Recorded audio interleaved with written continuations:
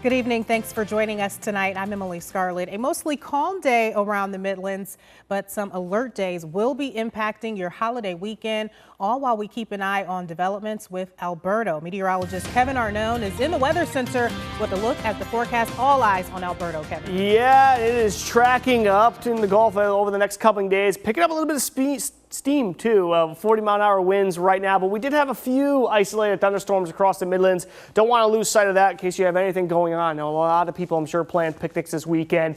As far as what we're looking at right now, this is the last of it. This is going to continue over the next hour or so and then fizzle out as we go through the rest of the evening hours. I'll take the perspective out. You can see not much down to our south. This is all moving up towards the north, and as it does, again, packing some punches here. A lot of this was bringing some heavy rain, a little bit of lightning, but again, nothing severe. Temperatures today, they made it into the 80s. It was 80 in Columbia, 85 in Lexington, about 85 right now in North, and it's 83 as you head down towards St. Matthews. Temperatures already hit their highs. They're going to be slowly falling as we go through the rest of the evening, and you can see those temperatures get down into the 70s by midnight, 75 degrees. Again, those showers and thunderstorms are out of here 7, 8 o'clock. And those temperatures will fall right with it. Watch for a little bit of fog early tomorrow morning. The alert days are up Sunday night through Wednesday morning. Again, that's because Alberto will bring us some moisture, very heavy rain and some storms. That's going to continue. The bulk of the action really is on Monday, where we're looking at really a wash. I know everyone has mostly the days off. Again, we're expecting 2 to 4 inches of rain. That will likely cause some flash flooding. When I come back, we're going to discuss it. The latest track, we just got that from the National Hurricane Center, as well as the Futurecast. Thanks, Kevin. And we want to remind you to have your First Alert weather app. You can get alerts on any severe weather this holiday weekend. Download it for free in your app store. We're following some breaking news. Breaking news out of Orangeburg County, that is, on the man who officials say shot at law enforcement last week. According to the T&D newspaper, Darian James was denied bond in court this morning. He's been charged with 2 counts of attempted murder. Officials say he shot at law enforcement while they were trying to serve a warrant for a different person. This happened on Coleman Street in Orangeburg on May 17th.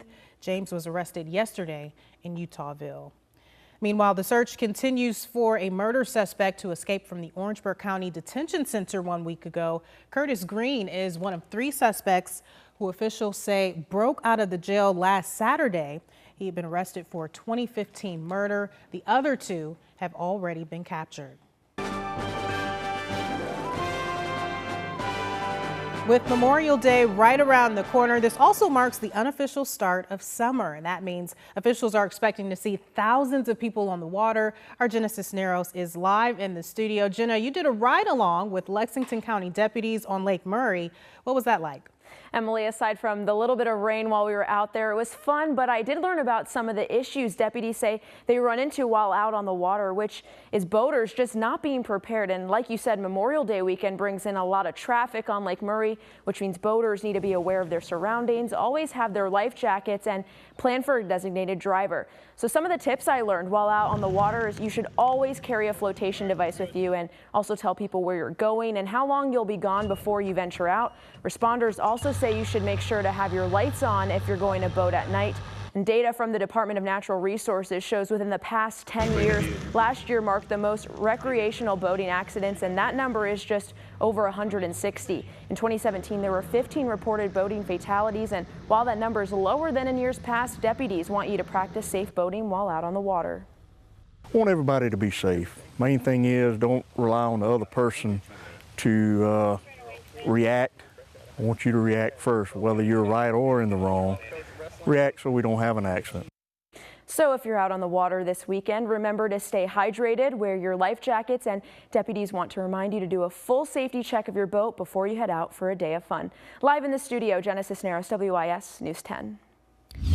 Thanks for that, Jenna. And new at 6, you may have noticed a few more patrols on the roadways this holiday weekend. It's part of a joint effort to fight highway fatalities during one of the busiest travel weekends of the year. The South Carolina Highway Patrol and Lexington County Sheriff's Department have stepped up patrols. They started back on May 11th, and they'll continue through July 4th. In addition to the extra traffic and patrols on the roadways, drivers are also dealing with higher gas prices this weekend. In fact, the national average for gas is 31% higher than this time last year. We are a little surprised about the gas price. You know, when we first started traveling, we said, holy crap, gasoline went up. Believe me, gas price is on the mind of the travelers.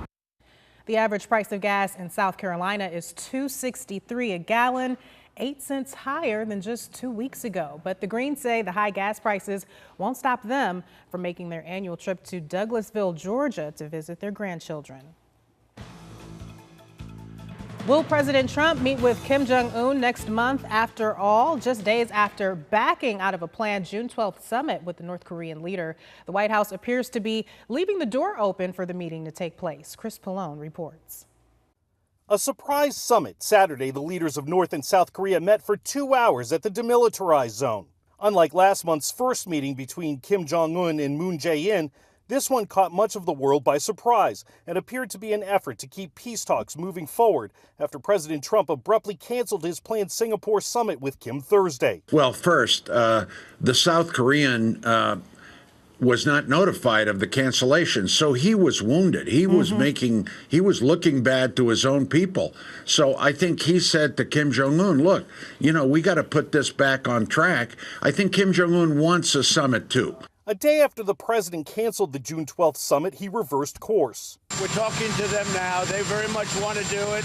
We'd like to do it. We're going to see what happens. We get whiplash watching this thing because every day it's a different story. NBC News learned Trump canceled his sit-down with Kim Jong-un because he feared Kim would cancel first. Now both sides are talking, and the White House is sending an advance team to Singapore in case the meeting is back on. If the meeting takes place on June 12th, we'll be ready. If it takes place on July 12th, we'll be ready. Last month, North and South Korea pledged there would be no more war between the nations and set a goal of complete denuclearization.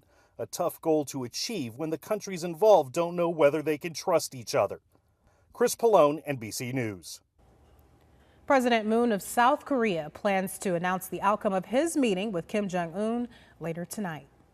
Still to come, May is Mental Health Awareness Month, and one Midlands high school senior put on an exhibit about just that today, how she got creative to raise awareness.